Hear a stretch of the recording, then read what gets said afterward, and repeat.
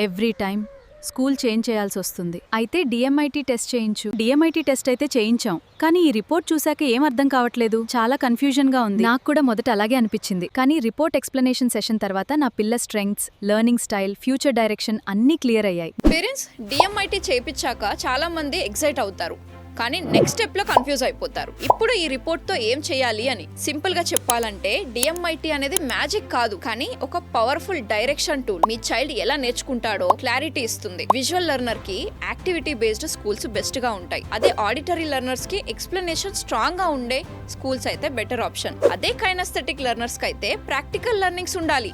అలాంటి schools perfect గా ఉంటాయి. ఇంకా బ్రెయిన్ డామినెన్స్ కూడా ఇంపార్టెంట్.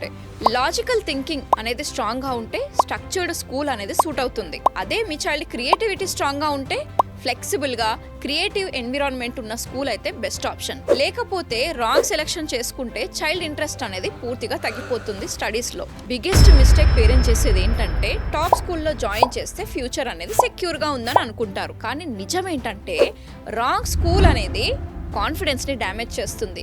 అదే గనక మీరు రైట్ స్కూల్ ని సెలెక్ట్ చేసుకుంటే అది పొటెన్షియల్ ని ఎక్స్ప్లోర్ చేస్తుంది. కాబట్టి బోర్డు కన్నా ఇంపార్టెంట్ వాళ్ళ టీచింగ్ మెథడ్, టీచర్ సపోర్ట్ రెండు కూడా చైల్డ్ కంఫర్ట్ ని ఇస్తుంది. మీరు డిఎంఐటీ రిపోర్ట్ అంటే కబోర్డ్ లో పెట్టడం కాదు, లైఫ్ లో అప్లై చేయాలి. మీరు ఇంకా డిఎంఐటీ రిపోర్ట్ చేయించుకోకపోతే కామెంట్ లో ఇప్పుడే డిఎంఐటీ అని టైప్ చేయండి, నేను దాని రిలేటెడ్ లింక్ పంపిస్తాను. లేదు నేను దీని గురించి ఇంకా డీటెయిల్ గా తెలుసుకోవాలని అంటే నా యూట్యూబ్ ఛానల్లో ఆల్రెడీ లాంగ్ వీడియో అప్లోడ్ చేశాను, ఇప్పుడే వెళ్ళి చూడండి.